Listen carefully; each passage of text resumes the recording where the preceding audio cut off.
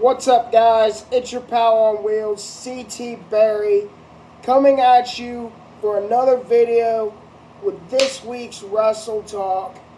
I got notes on my computer of the things we're going to discuss on this episode, and we're going to start with Impact Wrestling. I got the Slammiversary results pulled up in front of me.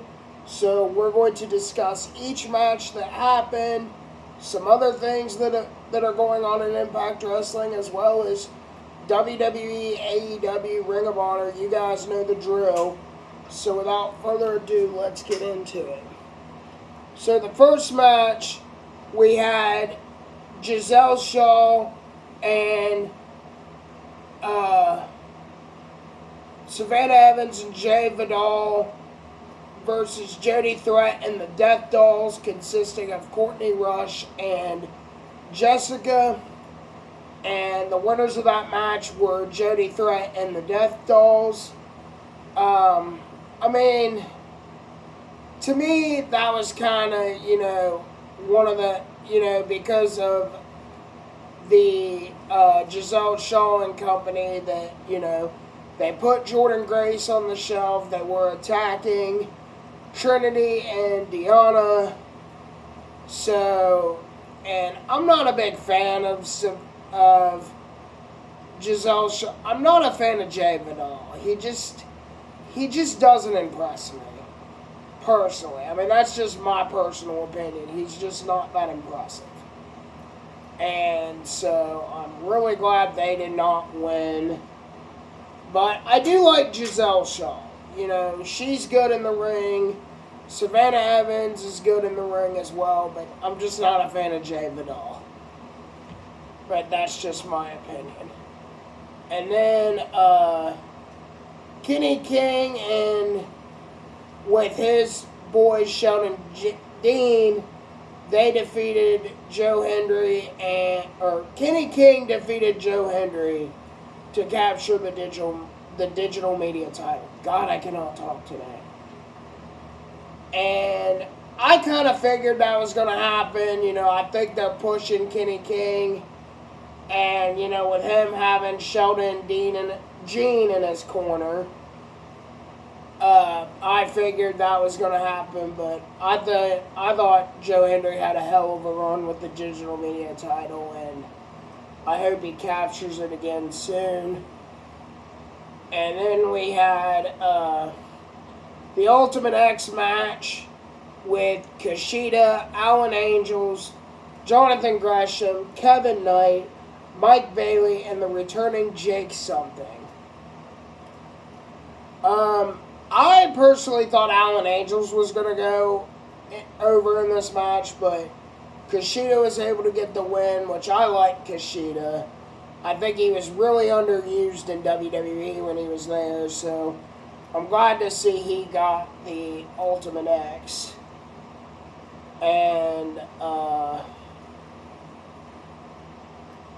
then we had for the Knockouts tag title, we had the newly formed Masha Slamovich and Killer Kelly, and they captured the Knockouts tag team titles from the Coven, consisting of Taylor Wilde and Kylan King. I figured that was going to happen. They were kind of doing like a team. I don't know if you know what? Yeah, I'm going to use that analogy. They kind of did like a Team Hell No kind of thing with Masha and Killer Kelly a little bit. Where they became allies in the, because, Kane and Daniel Bryan were feuding, and then they became a tag team, and so they kind of did one of those numbers, which I think is really impressive, because, Masha Slamovich has been tearing it up in, like, GCW and in Impact, and I really think her and Killer Kelly are going to be able to carry the Knockouts tag team division. And, kind of similar gimmicks with both of those teams, so this should really make for an interesting feud. So, and then we had Bully Ray and Diener take on Scott D'Amore and Eric Young. You know, for a while, you know, Scott D'Amore and Bully Ray have been feuding. You know, Scott D'Amore got put through a flaming table. He got put through a regular table. Because originally it was going to be PCO and Scott D'Amore versus Steve Maclin and Bully Ray.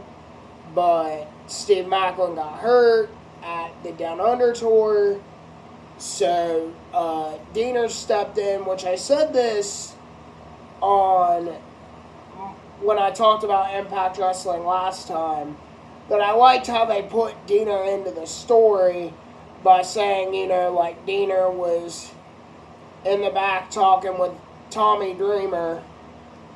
Or no, it was Jeff Jarrett, excuse me. Like when Jeff Jarrett was doing that, still had stuff to do with TNA and brought his GCW in with it.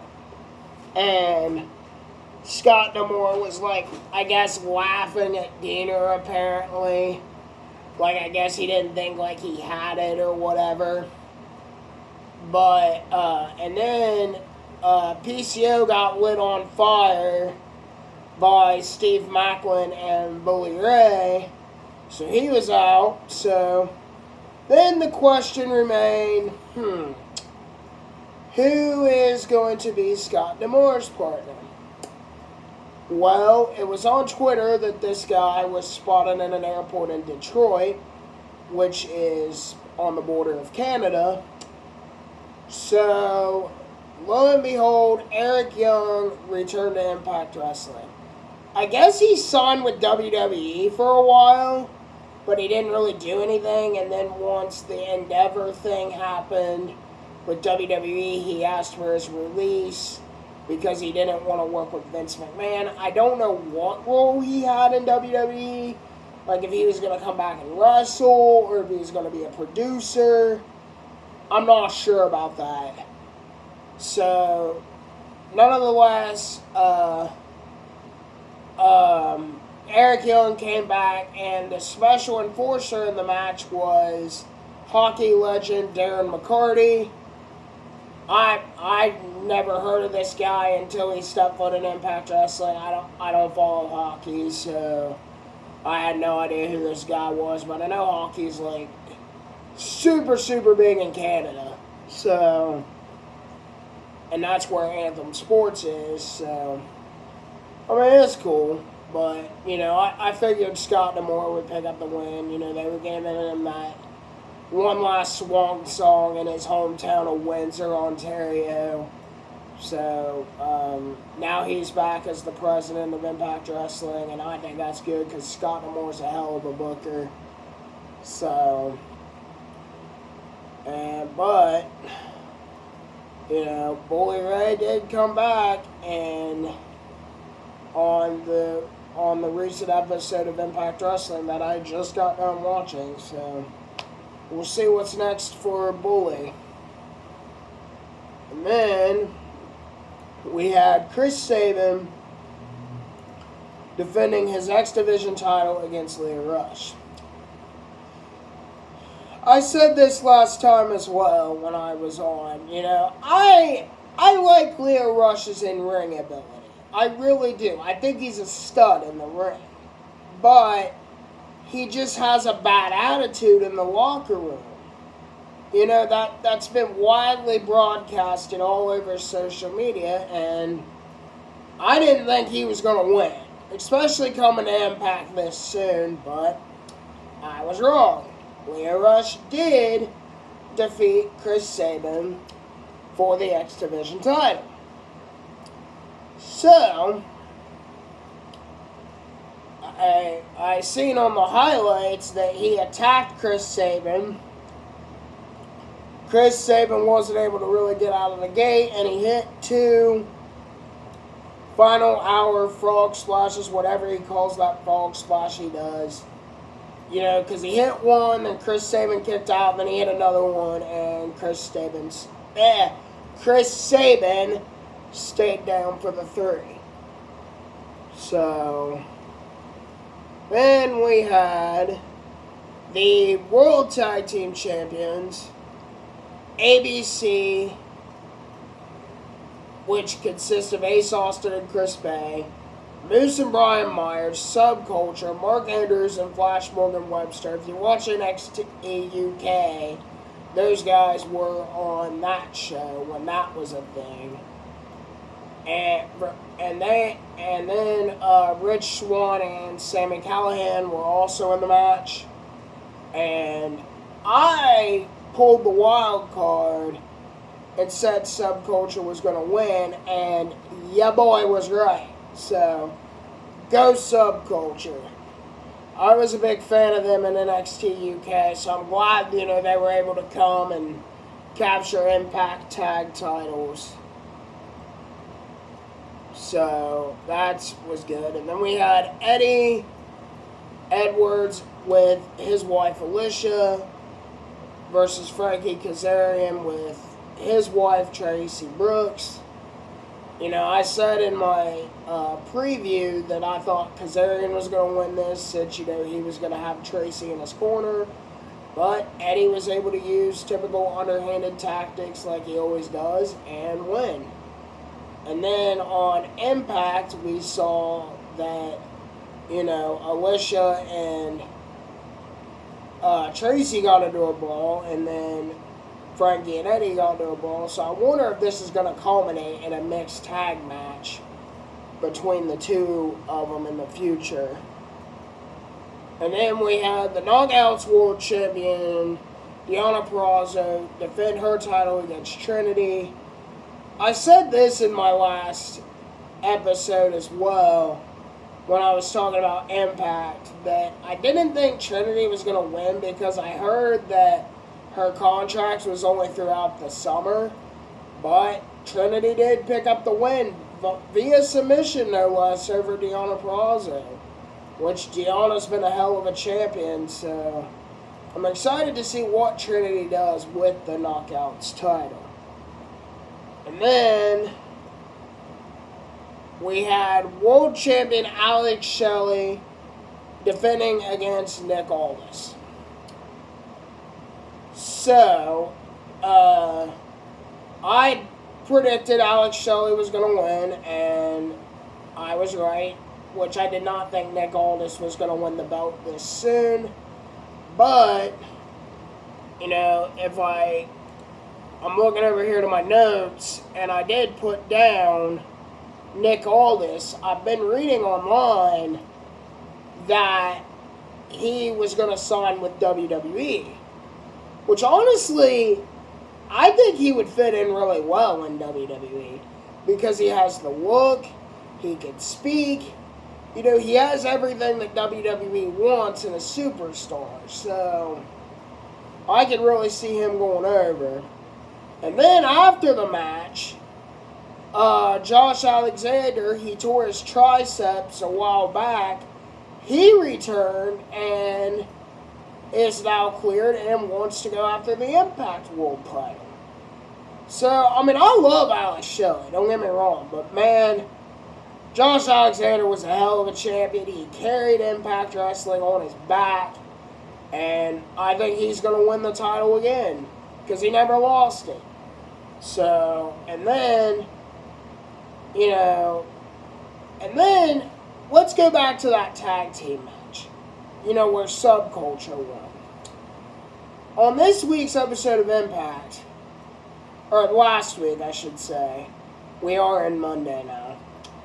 In last week's episode of Impact, they faced ABC in a rematch, which, the Rascals, Zachary Wentz, and Trey Miguel got involved. But I want to talk about the finish for a second. The finish was back and forth roll-ups, and eventually Morgan Webster, had Chris Bay in a roll-up deep enough to win. And it's like, dude, enough with these constant roll-up finishes. What should have happened is, maybe one like an overhead roll up or whatever. They done that, or even you could have had one of the Rascals hit Chris Bay, and then Subculture not see it, and then you could have had Mark Andrews come in and hit his fall to pieces shooting star press. I think that would have been a better finish personally, but that's just my opinion. Alright, so let's move on to WWE. So SummerSlam as of now, we have Ronda Rousey and Shayna Baszler. We have Finn Balor challenging Seth Rollins again for the World Heavyweight title. Then we have the Tribal Combat match, which I'll get to in a minute. And we have Cody and Brock, in their rubber match, because they're one of them. So, obviously, I think Cody will get the win on that one, because I think Brock's just about done, personally, but I don't really have that much to say about that. I want to get into the Tribal Combat. So essentially what this is like the Samoan way. This is like a no disqualification match, like anything goes. And whoever wins,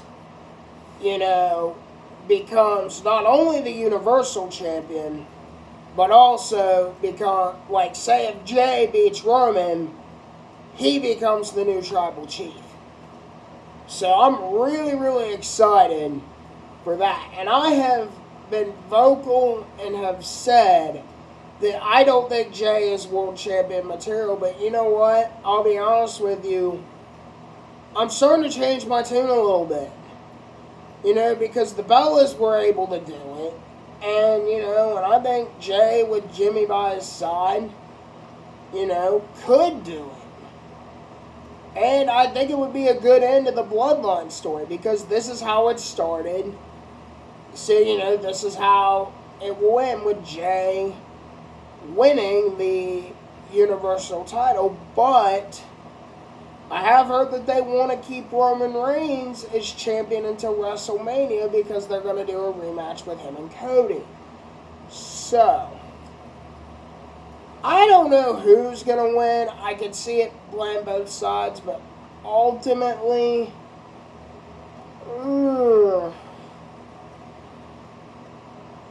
you know what? I don't have a pick. I'm just going to watch the match and enjoy it, and whoever wins, wins. And that's what I'm going to say about that.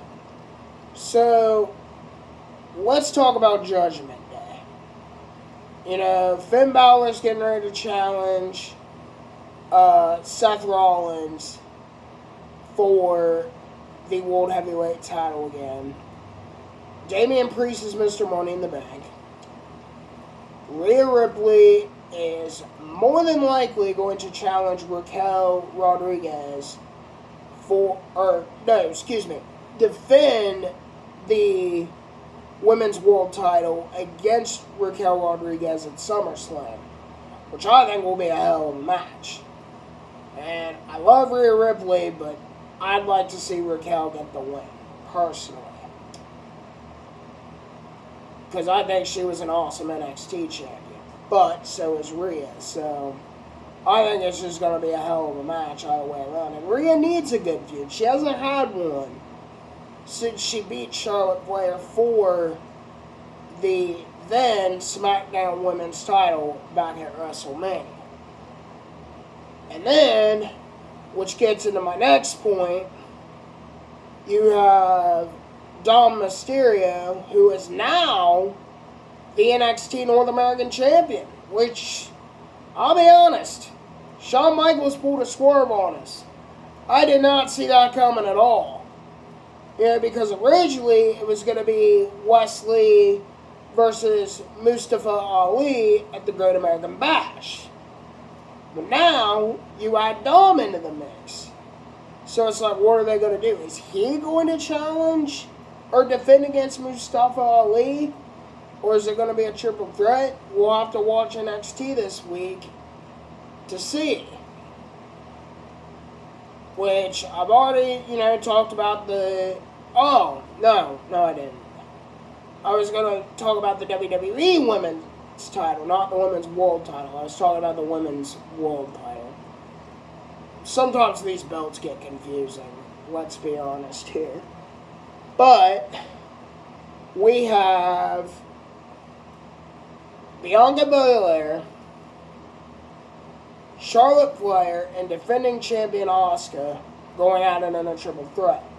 Whichever since Charlotte returned, I think anyone could have figured out that was what's going to happen. But now, you have Io Sky in the mix, who is now the Women's Money in the Bank winner.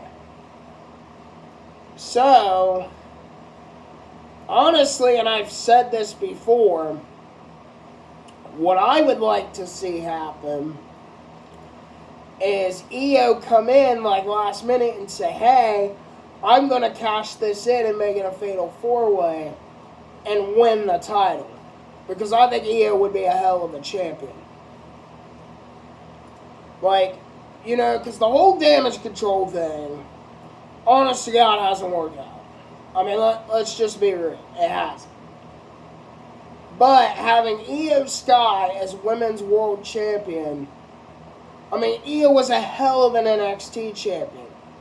I mean, Io has proven herself. She would be a hell of a WWE Women's World Champion. Ugh. Told y'all I couldn't talk today. So, with that being, speaking of women, coming up we have at the NXT American Bash, which is this coming Sunday, we have Roxanne Perez going up against Blair Davenport. So, Blair Davenport for the past couple of months, has been a vigilante that has taken out Nikita Lyons, Solo Ruka, Wendy Chu, and now she's made her target against Roxanne Perez. And I really like this feud because they're saying, like, because we're Roxanne's small, she's like, oh, you can't do it. You don't have the killer instinct to beat me. So I think we're going to see a new side of Roxanne Perez come the Great American Bash this weekend. And speaking of the Great American Bash, a match that I am very, very looking forward to. Two of my favorites in NXT right now. Ilya Dragunov challenging Carmelo Hayes for the NXT title win. Oh boy. I'm excited for that. Ilya was the NXT UK champion and then he got hurt.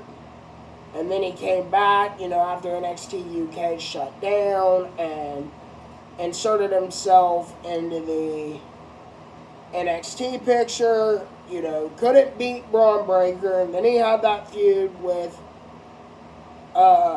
Dijak. So, which I think was also an awesome feud. That last man standing match was absolutely phenomenal. So I am really looking forward to seeing these two go at it. And ultimately, I think Ilya is going to get the win because you saw on SmackDown the Street Profits get into the limo with Bobby Lashley. So I think the three of them and Mello and maybe Trick, definitely Mello, I think are going to form a new and improved Hurt Business. Which I think it would just be absolutely killer. And they would be a hell of a faction. So, with that being said, let's jump into AEW. And right out of the gate, I'm going to talk about the killer 2 out of 3 falls match between FTR and Bullet Club Gold. Gentlemen, absolutely phenomenal ring work. And It was just incredible. One of the best 2 out of 3 falls matches I've seen. You know, FTR really have that old style tag team, you know, kind of like the Midnight Express and all that. Like, they really defy what tag team wrestling should be.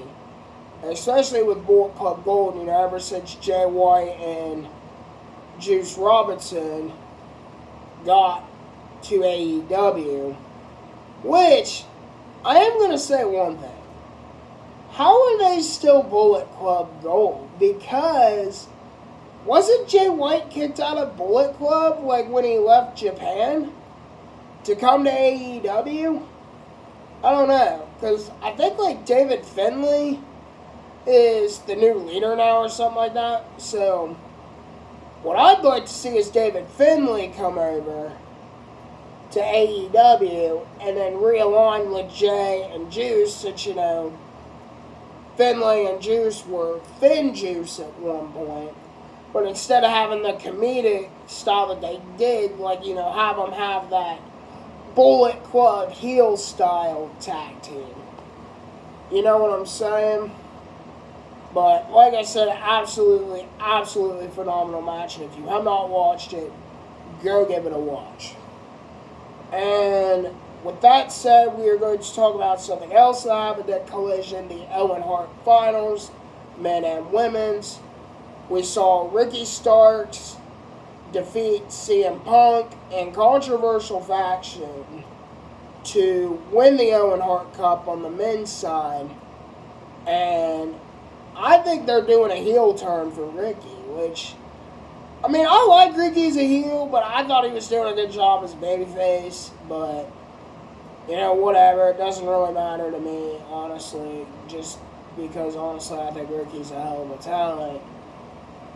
But, you know, he did grab the rope, which was like an Owen Hart kind of move when Owen Hart was a heel back in the day, to win the match over CM Punk. And then when Jushin Thunder Liger, one of Owen Hart's top rivals, went to hand him the trophy, he just came up and like snatched the trophy from him. So, and then we have Willow Nightingale defeat Ruby Soho in the women's bracket, which I think Willow is one of the top stars in women's wrestling right now. Yeah, she's got that dancing fun gimmick or whatever, but, you know, I think she's a hell of an athlete, hell of a talent. You know, I need to go and watch her challenge Athena back at Death Before Dishonor for the women's title, because I heard that was like one of the greatest women's matches ever. And, you know, and with that said, gets into my next point of Athena, how dominant she's been as ROH Women's Champion. I mean, this is how she should have been booked in WWE. I mean, she has that obnoxious heel personality. She's always attacking people. You know, just, you know, she's been unstoppable ever since she's defeated Mercedes Martinez for the ROH Women's title. So I really, really love what they're doing with her booking. And the rivalry that I thought Willow was going to take it personally, but they're still booking Athena strong. So keep doing what you're doing there, Tony. And we have Layla Hirsch come back from injury. You know, she filled in for Maria because I guess Maria wasn't medically cleared to wrestle for some reason when the Kingdom went up against the Infantry in Ring of Honor. And Layla's been a bat out of hell ever since she came back. And I'm really, really looking forward to what she's doing in Ring of Honor, because they have a killer women's division. You know, because they're on that streaming service, you know, and not have to, you know, answer to a cable company, you know, they can book whatever they want, and it's just been absolutely phenomenal booking for the women's division in Ring of Honor, in my opinion, ever since Tony Khan has revamped Ring of Honor. So then, let's talk about the Blood and Guts match on Dynamite. Absolutely brutal. They were just throwing each other into a tray of nails, glass, bleeding everywhere. This is when blood needs to come out, Tony Khan and Jon Moxley. Not in every one-on-one match that Jon Moxley does. Anywho, absolutely phenomenal match. Great storytelling there. And, in that match, well, before I get to my next point, I'm going to say my mom stopped by that night as I was watching it, and she was just mortified by what was going on. Like, she was like, how is this entertaining? This is so gross. Yeah, well, Mom, one of my bucket list goals is to attend a GCW event. And that's like King of Deathmatch Wrestling. So, because Pac was in the corner, and I think it was Kenny that was doing those seated punches in the corner, and my mom made the comment. She said, all he's doing is just looking at his crotch saying, hit me, do something. And it's just like, oh my God, Mom. No, dude, guys, listen. My mom and my grandma absolutely despise wrestling with everything in them. They just think it is so stupid. But, they don't understand why it's entertaining. I mean, go watch the Ring of Honor match between Grango Logo and Commander. That's who it was. Absolutely awesome match. Love Lucha Libre wrestling. But back to the Blood and Guts. We had a Ring of Honor match because, Claudio's the Ring of Honor champion. And he accidentally uppercut Pac, and Pac got pissed and walked out of the cage. So therefore, that set up the match because it was supposed to be Eddie Kingston going against Claudio, but Eddie Kingston is the New Japan Strong Champion, and he had commitments over there. Then it was going to go to Mark Briscoe, but he got hurt. So, really well done improvising by Tony Khan, which is why I mentioned the storytelling that I liked in the Blood and Guts match, because with Pac leaving, that was able to set up a world title match at Death Before Dishonor between Pac and Claudio. So really well done storytelling there. And let's talk about Top Flight and Action Andrade. So, we know back at that Reach for the Sky ladder match in memory of Jay Briscoe, Dante Martin injured his ankle. So he's been out for a while. So Darius Martin has been teaming with Action Andrade, and they've been teaming with AR Fox, Matt Sydal, Christopher Daniels. So, and everybody's been wondering, what's going to happen when Dante comes back. Well, what I think should happen is all those men, Darius, Dante, Andrade, Daniels, Sydal, AR, they form a big faction, because, they're wanting to do, the fair game, the honor, and it's like they do a babyface faction, wanting to store honor and integrity back into wrestling.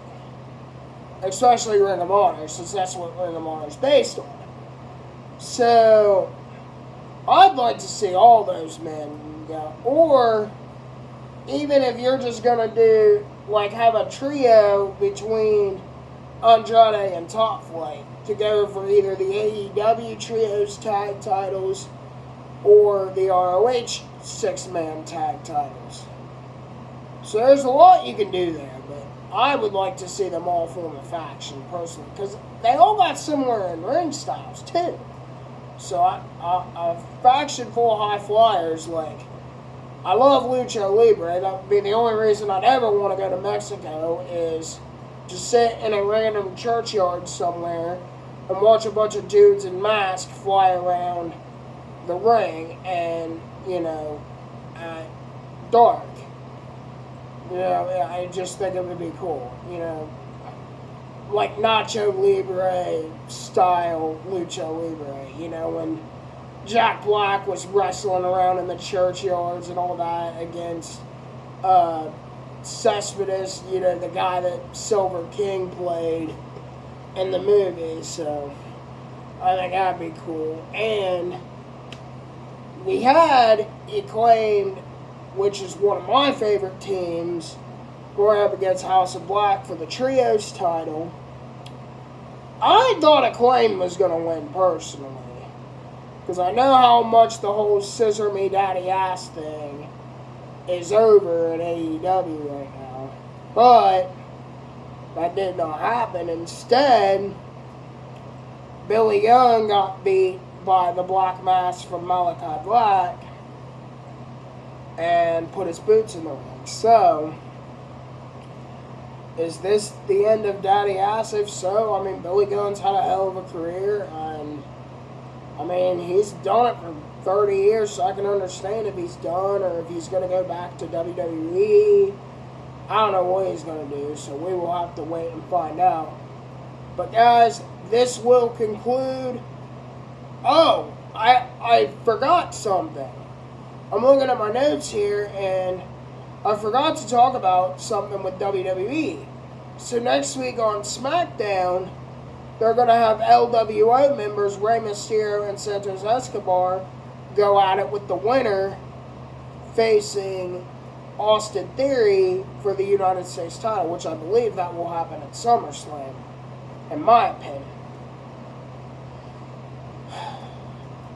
I was shocked they didn't have LA Knight win, because of how over LA Knight is right now. Nothing against Santos or Rey Mysterio. You've heard me ramble on about Lucha Libre in this video, and I think it's going to be a hell of a match, but I thought LA Knight was going to win, but we saw on SmackDown Santos beat Austin Theory clean. So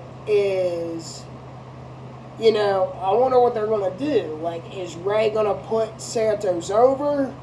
Or is Rey going to win and then eventually Santos get jealous and then they turn heel? Or he turns heel?